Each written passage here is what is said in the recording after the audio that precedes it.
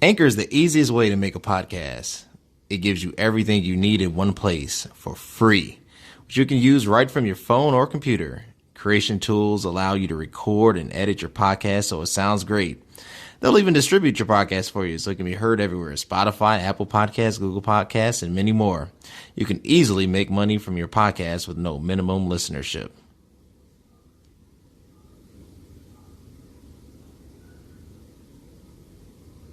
All right, welcome back to another episode of It Is What It Is podcast. I am your host, Cody Kelly. Look, I have an amazing episode for you tonight. I have with me three just amazing individuals, human beings, leaders in their fields, on an episode entitled Women in Leadership, specifically women of color in leadership. I'm going to read their bios and just introduce them because their bios speaks volume for themselves. I am not worthy to even read these bios, but I'm going to go ahead. Let's start with attorney Dominique Hardwrick. Dominique is a Chicago native that now resides in Charlotte, North Carolina, where she is currently practicing immigration law at the age of 24. She graduated law school and passed the bar exam for the first time on the first try, and currently is in the process of tapping into a little niche in immigration law. And then I have with me my other guest, attorney Levon Jones. Levon Jones is remote trademark attorney with the Creators Law Firm. Levon's efforts protect the brand and businesses of creative entrepreneurs, both online and offline. Levon specializes in drafting business contracts and securing and enforcing intellectual capital. She also works with incredible companies like the Broadway Collective, Sweet Bees Fruit Tea, Lemonade, BOK and GRN, and the Culture Way of Life. Prior to this, Levon served as the associate attorney with an immigration law firm assisting with asylum protection, cancellation of deportation, which is definitely needed, adjustments to the residency status, and visa applications. Levon earned a Bachelor's of Arts degree in anthropology at the University of South Carolina, a Master's of Science degree in criminal justice at Kaplan University, and a JD at Charlotte School of Law. So you know she means business. Levon is originally from Bermuda, has lived in 5 other countries, including the U.S., the U.K., Australia, Japan, and Fiji. She enjoys world travel, fashion, and extreme tourist attractions. And then my other highly esteemed guest, Dr. Tawanda Fuller. Dr. Tawanda Fuller, for the past 4 years, has served as a provider at Heartland Health Services in Peoria, Illinois. The community-based facility provides opportunity to better serve an area of the community impacted by limited medical resources. Prior to Heartland, Dr. Harris was a provider at Chicago Family Health Center in her hometown of Chicago for over 10 years. She is certified by the American Board of Family Medicine, attending several prestigious universities from her undergraduate studies and medical law. She received her doctorate of medicine degree in 2003 from Rosalind Franklin University of Medicine and AMP Science in North Chicago. Completed her residency in 2006 at Ashley Christ Medical Center in Oak Lawn, Illinois. Dr. Harris prides herself in being a wife to her husband, Mark Fuller, and a mother to her son, Enzo. She enjoys giving back to her community, teaching patients and others about their health, sickness, and disease. She believes in God, and she believes that God has given her the wisdom and understanding to intercede for her people. Everybody, welcome my guests, these just amazing women. I thank God for you. How's everybody doing? You're doing great. Good. Look, it's going to be great. It's going to be exciting, but I do want to hit it off. Look, when I was protesting, and I know I mentioned this earlier, in the Black Lives Matter protests, I realized that the overwhelming percentage of protesters were women. And something dropped in me that it's interesting that we are dealing with this, but we have never really focused on inclusivity to this level. The focus on gender equality, women's rights. And when you're dealing with women's rights, there is women's rights and then there's women of color, which should be the same thing, but obviously it's not. So I wanted to really have the show to really understand what it's like to be a woman of color and a leader in your prospective field. So I'm going to start with you because Dominique responded first to my invite. So why did you go into law? Well, I wanted to be a lawyer since I was about 5 or 6 years.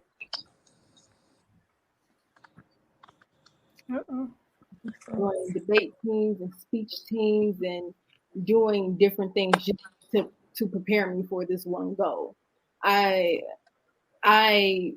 seen that there was, at a young age, I seen that there was a need for attorneys. There weren't many attorneys that looked like I did.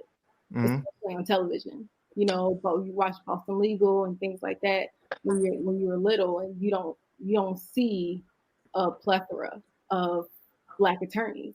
And the reason is because you don't see a plethora of Black attorneys in real life. When you become a lawyer, there aren't many of us in comparison to non-Black attorneys.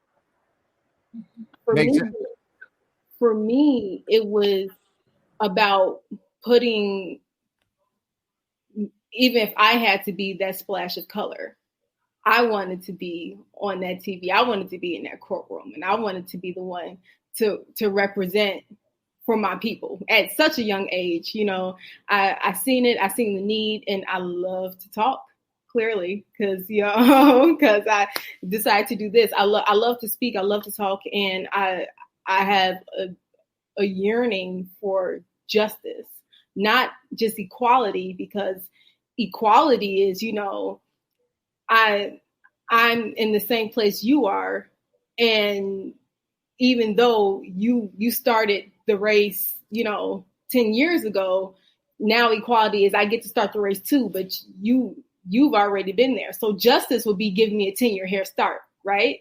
So we have to be careful when we talk about, equality and justice, because they are not the same thing. And I wanted to become a lawyer to show that, we're on the right track, but we really have to make sure that when we speak and when we fight for justice and we fight for equality, we understand that they're not the same thing. They're two different things. And and it's always been a passion of mine, just from a very, very young age. Gotcha. Dr. Fuller, why did you go into medicine?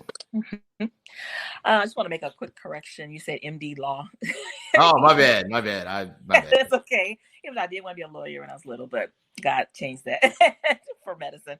So I was in a clinic for a school physical, and it was actually at the health department, Inglewood's health department. And I saw the doctor. She didn't look like me. And I said, wow, I would love to have a doctor look like me. And that's when I first started thinking about, man, I think I would want to go into medicine. And then as a kid, I would continue to watch, Channel 11, a lot of surgeries on television. It's, my sisters looking like, why are you watching this? Why are you not watching cartoons? But I'm like, I was interested in watching, surgeries and medical things on TV. So I said, I wanted to get back to my community. I want to help others, especially those that are underserved, lived in not the nicest neighborhoods. That was looking for a doctor to look just like them, to understand what the background they came from. And I surely do from my own background. And and I believe it's a calling on my life to go into medicine. Awesome. Good stuff. Attorney Levon, why law? Why not become a rapper? Why law? Well, when I was younger, I witnessed a lot of injustice, not only to me, but also to my family and some friends.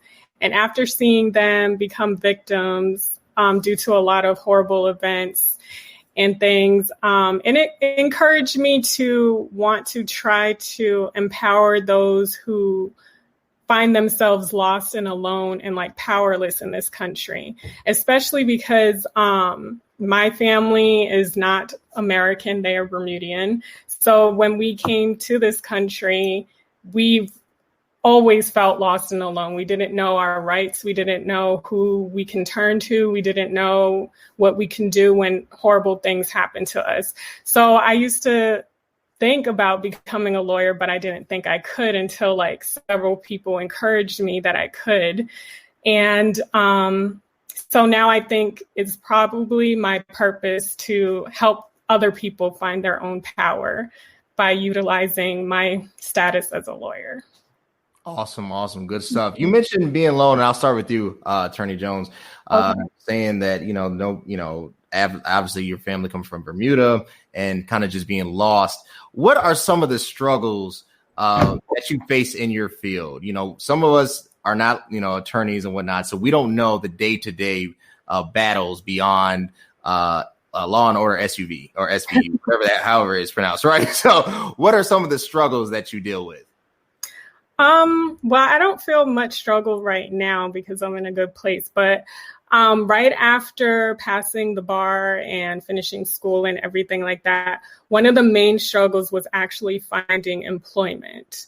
Like, I feel like there was like no opportunities for young Black women attorneys. It was so hard to try to even have somebody look at my resume.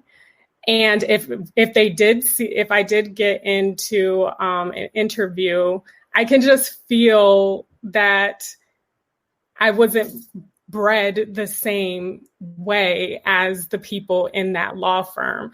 And I feel like a lot of lawyers are white men who breed their children to follow the same paths, and they have open opportunities. They have the hookup. They know the right people. They know the whole networking. So when I come around, they're like, I don't know you. You're not the same breed. You're a young Black woman. So I always felt like I didn't even have a chance, even if I did come into an interview. And once I did become employed, another challenge I would find was when I would walk into a courtroom or something and we have to, usually lawyers get to go through a special entrance when you go into a courtroom. I was always stopped because they were just like, they did not believe that I was an attorney. I would always have to show my credentials. And I would also have to make sure that I was with like my higher up attorney. And it did every single day when I would walk into the courtroom, I would always get stopped. So that was a challenge. But nowadays, I think I found my niche. I do work for a Black law firm now, and I do feel like I am seen for my worth. So, Wow, yeah. that's interesting. Stopped. That's Yeah. type stuff. Dr. Fuller, what are some of the challenges that you face that we might not even be fully aware of in medicine? Well, I had thought about this, and the only challenge initially would be, minorities trying to get into medical school. It's very hard, very competitive. And we're grateful for programs like the CHAMPS program. I can't remember the acronym, what it means right now, but that help minorities to have an opportunity to, get a taste of medical school classes and see how we can handle it. And it kind of helped us to learn how to study properly and, to do well and succeed in medical school, where we might not have an opportunity on our own to decide to get in and become, successful or succeed in med school. So that would be the major issue I had throughout my training and even to my career. As far as career-wise, didn't have any obstacles or any issues as far as that goes. But just to, get in med school, was tough enough. So. Makes sense. Attorney Hardwrick, some of the obstacles that you have faced as another rising lawyer in the midst of the United States. What are some of those obstacles? Okay, so my story starts a little further back. Okay, so coming from high school going into undergraduate school, I wasn't in high school. My first 2 years, I did relatively well. I did pretty well. And then, I kind of swayed downhill from there. A lot of distractions, wanted to be popular, things like that.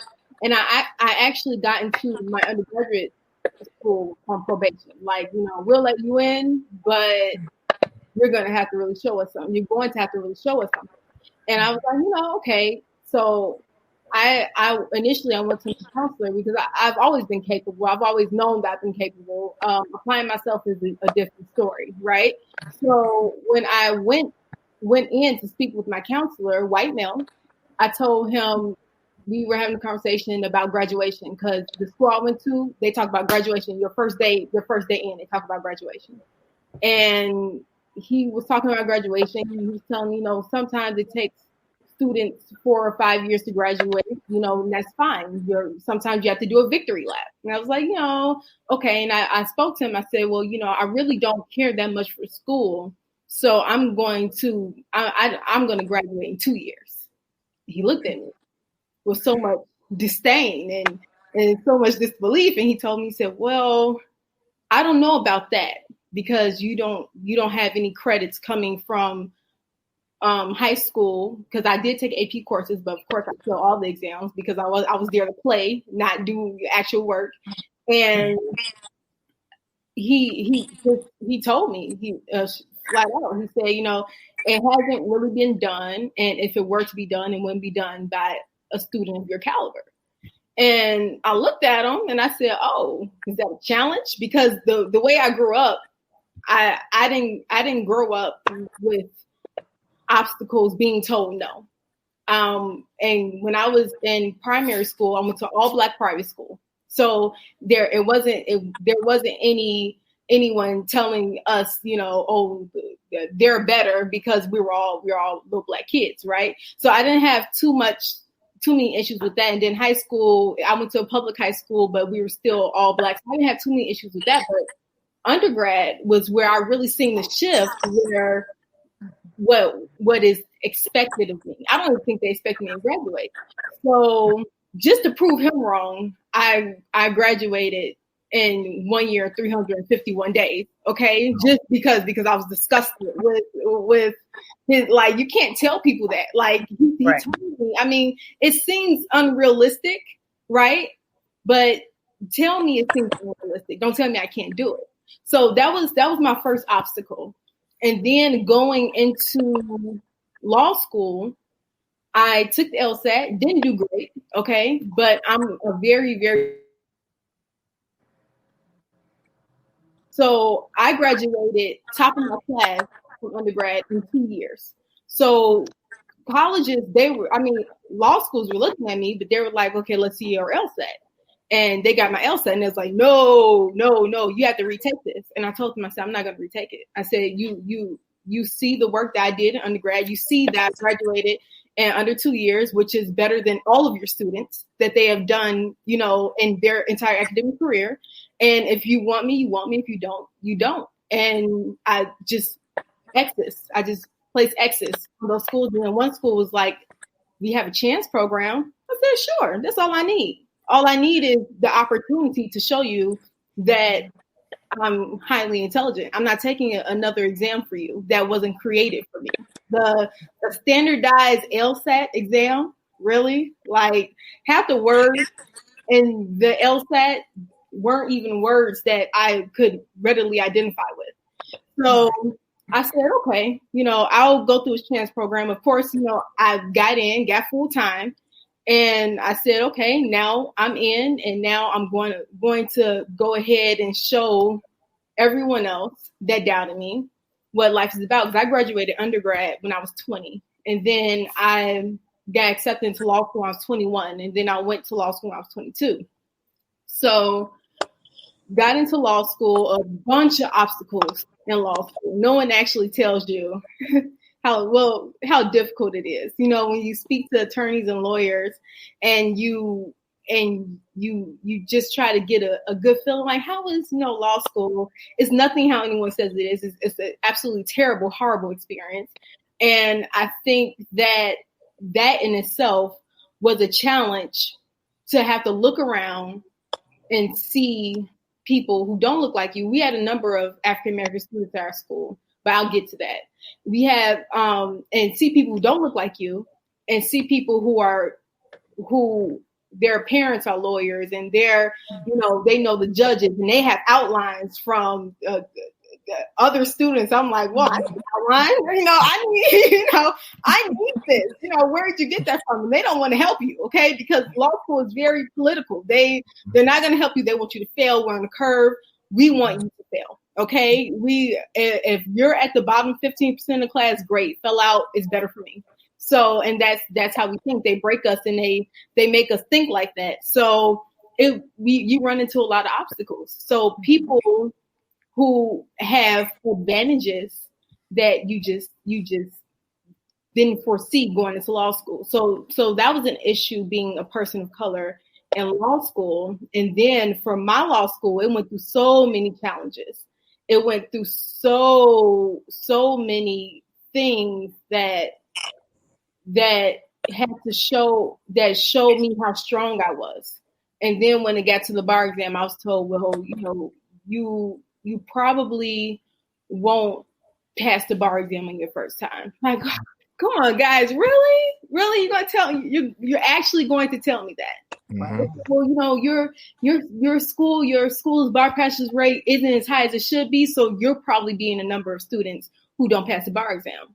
Well, at this point, I'm full of people telling me things that I just can't do, So I've never been raised to take no for an answer. I've never been raised to make excuses for myself or for my color, because it is what it is. So you take it, you look in the mirror, I'm Black, and I'm going to pass the bar exam Black. Okay. It doesn't matter what the person to the left of me and what the person to the right of me doing. When you go into law school, they say, look to your left, look to your right. One of those people won't be here after your first year. And I was fully aware that I wasn't going to be to anybody's left or right, and probably both of the people next to me would be gone. It wasn't going to be right. Obstacles that I faced just through school kind of breaks you down.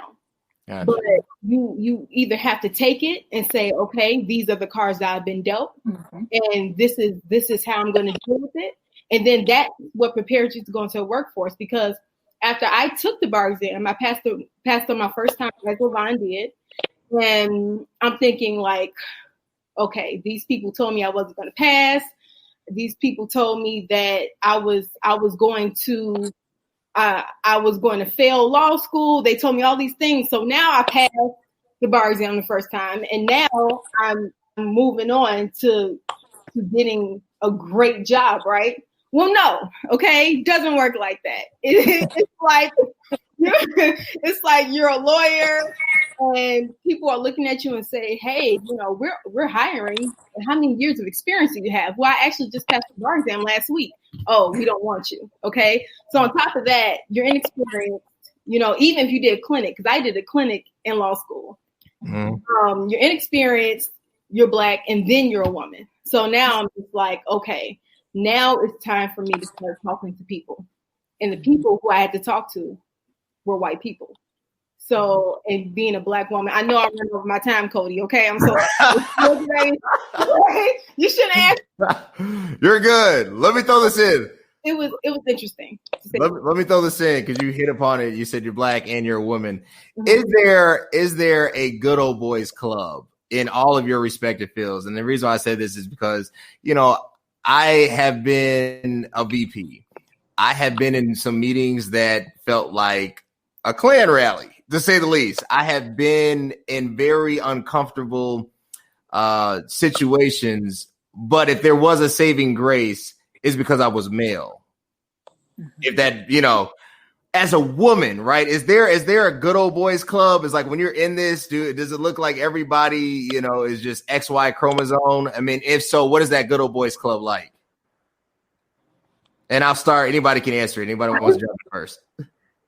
I don't know if there's a good old boys club or good old women's club in law, but I felt like there was a club for Black people in law school. And I kind of glean on that from even to this day. I felt like I had like one or two Black professors, and they spent a little bit more time with me when I would go to their office and if I had problems or anything. And those same professors, I would reach out to them if I have a problem or needed help with finding a career or a job or whatever.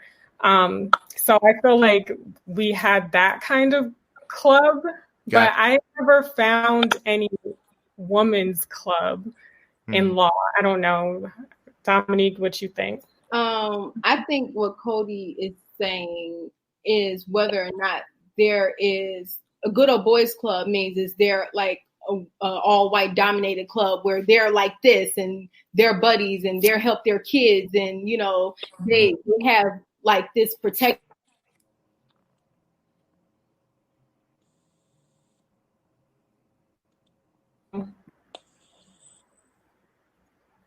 I think Dominique's experience. Dr. I'll go to you. Is there a good old boys club in medicine?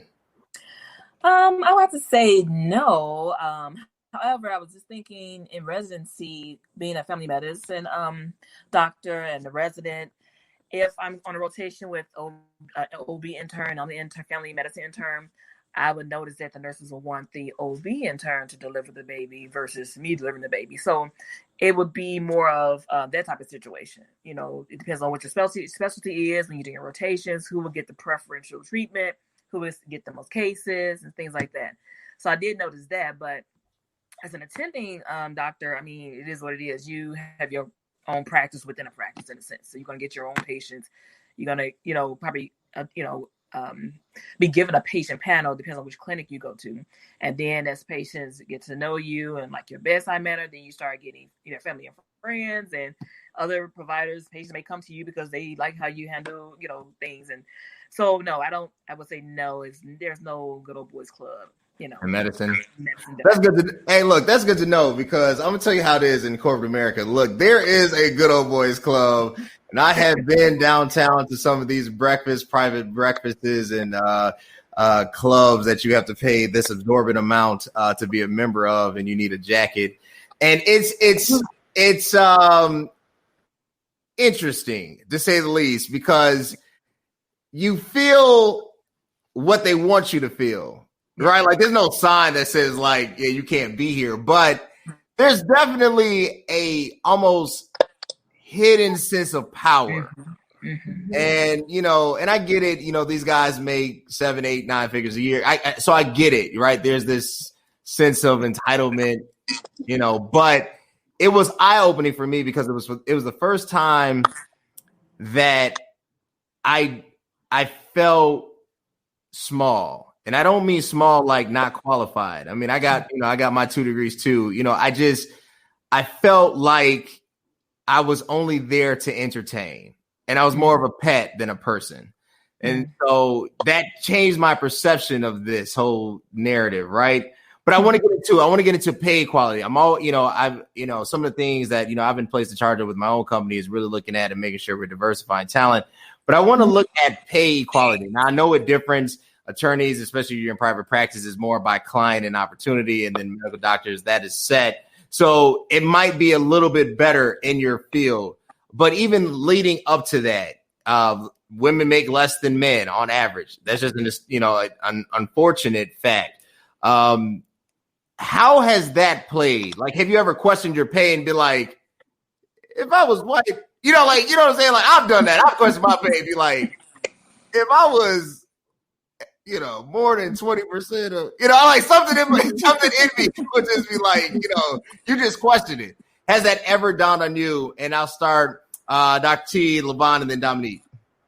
Okay. So I actually had to look up, an article, a Manscaped article about this. And it is true. There's a difference in pay between the Caucasians versus minorities and men versus women. Of course, Caucasians and men make way more than minorities and women, right. No matter what the race is with women. And the reason was in this particular article is because most of the, Caucasian men would tend to go into specialties like orthopedics, plastic surgery, and some minorities and women also will go into like internal medicine, family medicine, pediatrics. And when you think about it, it makes sense because not that it's fair, it makes sense because as men are head of households and they will go into those fields, which is fine. They may have a stay-at-home wife take care of the children. As a woman, if we want to go in those fields, we have to worry about our children, our husband, our household, So we tend to kind of lean more towards a field that will allow us to have a work-life balance. And that's why I chose medicine, family medicine rather, because I wanted a life, it's like 9 to 5. I don't want to be getting up in the morning, being on call to deliver a baby or have to go into surgery at 6 a.m. I'm not a morning person, so that's not ideal for me. So I wanted to do what's best for me. Now, as far as the pay, I never really asked my male counterparts how much they made versus what I made. I just accepted the cost, but the salary they offered me. But I know it's a difference in where you live. In Chicago, I've made way less than I make down here in Peoria because the need for family medicine providers is more and greater down here in Peoria. So, of course, I got to significantly increase in my pay when I moved down here. So, but yeah, I never did ask, oh, is this comparable to, the other guy that's working there now? I never really asked. So I don't know if I should, but I never asked. Won't he do it? Doxy, I need whatever angel is working for you. I need you to let me borrow because I still be asking. I'll be like God, Attorney Jones, I'm going to you. Have you ever questioned anytime your pay and wondered if I was male, or white male, I'd be making more at any time? Well, no, because most of the firms that I worked for was private practice. So I was always the only attorney working there, aside from my boss. So I never questioned it or anything, but I did research it.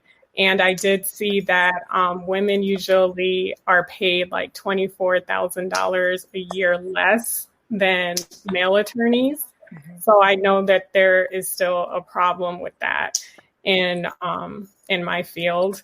But thankfully, I don't have to worry about it. I feel like I'm getting paid as much as I'm worth right now. So, yeah, I guess I'm blessed. Yeah. I'm going to give both of you guys angels and agree. Attorney Hardwrick, have you ever questioned your pay? Have you ever looked at your pay and just said, I wonder? I make it a point to question my pay in the interview. So when you tell me that you're going to give me a set amount, I always say, I feel like that's inappropriate because I bring so much, even if it's the amount that I had in my head going into the interview. So absolutely, I'll look at something and I automatically ask for 10 grand more because I know if I look another way that it would be different. You would have a different set of respect for me. I started out, I've worked for 2 law firms and I've resigned from both of them because it wasn't worth my time. It was better for me to supplement myself and do cases for myself and supplement it with other things. So absolutely, I make it a question to look at what you're offering me and to let you know, I completely disagree with. If you want me to work 40 hours a week, Monday through Friday, sure. But that's not what we're going to be doing because I'm a lawyer and they will work you to death. They will work you 70, 80 hours a week and not on a salary. So I always make it a point to question it. Even if I had a certain number in my head, if that was the number that you chose in my head, it's wrong. So I've always questioned it and I probably always will. So yeah, absolutely. Awesome. All right. Last question. I know I asked you guys to be on here for 30 minutes and we've gone over. I want to throw it off and I'll start with you, Dominique, and then I'll go to Dr. Fuller and then Attorney Jones. How do we improve gender equality? I guess so it won't be loaded. We'll specifically address it to the workforce in whatever field. How do we improve that? Where do we start? Honestly, we have to start with our children. We have to tell them that, hey, do you know that you're really good at speaking? Do you know that you could be a lawyer? We have to start saying, hey, little girl, science is fun. Don't you think science is fun?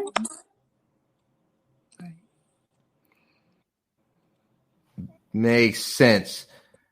See, it's a little breaking up. Let's go to Dr. Chi. Dr. Chi, how do we address gender equality in just medicine or as in life as a whole? Where do we start? I agree with Dominique. It starts in the home. We tend to do gender roles anyway when we raise our children. However, we should let them know, just like I was telling my son, you'd be a great lawyer. I'll tell my daughter the same thing.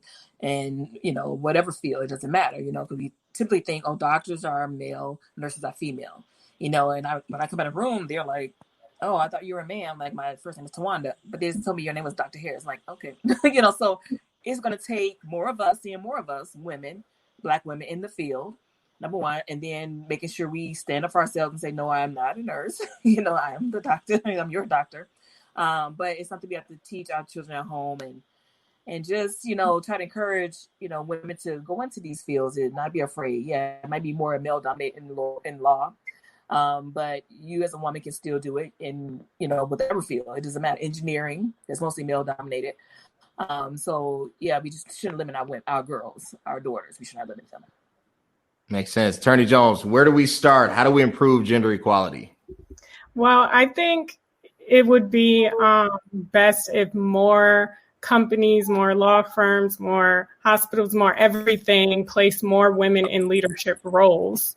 Don't just hire them by the bare minimum, like consider them for higher positions and make it a priority to place more women in those higher positions. So I think by doing that, we can promote gender equality a lot faster. Makes sense. All right. Where can they connect with you? Attorney Jones, what are you doing? Where can they follow you? Where can they connect with you if they want to get in contact? What are you working on? Okay, so if you want to learn more about the Creators Law Firm, which is an intellectual property law firm and business law firm, you can find us at thecreatorslawfirm.com. If you want to connect with me, I am on Instagram mostly, and that's at Vonnie Honey. That's VONNIE. HUNNIE, and you can see all my travels and my photography. Awesome. Dr. Fuller, where can they connect with you? What are you working on? Well, not doing anything at this moment, but just working at Heartland Health Services. I'm on Facebook, Twanda Harris-Fuller. I just want to say the type of clinic that I work at, which is a federally qualified health center, and it's for patients that may not have insurance. Very important for you to find one in your local town, your local city. If not, you can always, reach out to me, message me on Facebook, and I can definitely direct you, especially for those places in Chicago, here in Peoria. But yeah, it's, that's how you can best, reach me. It's the messenger on Facebook. Awesome. Attorney Hardwrick, where can they connect with you at? Well, they can email me at abogadadominique1@gmail.com, or abogada means attorney, lawyer. And they can connect with me on Facebook, just my name, Dominique Hardwrick. Like I said, I primarily do immigration law, bonds, specifically bonds. I get people out of jail all the time. That's what I do. So if that's what they're interested in, those type of services, just connect with me on Facebook or send an email to my email address, abogadadominique1@gmail.com, and we can work that out. If you need mentoring services, I'll refer you to Levine. I'm kidding. So I'm also interested in that as well. I mentor young girls and things like that. Or just questions, you can message me in my inbox. All right, guys, reach out to them. These are 3 leaders right here in the United States. There's amazing women that are doing their thing. If you are in jail and you need somebody to bond you out, Attorney Hardwrick has you. Well, look, it's been a great episode. I appreciate you guys. Till next time. Thanks. Okay, thank you.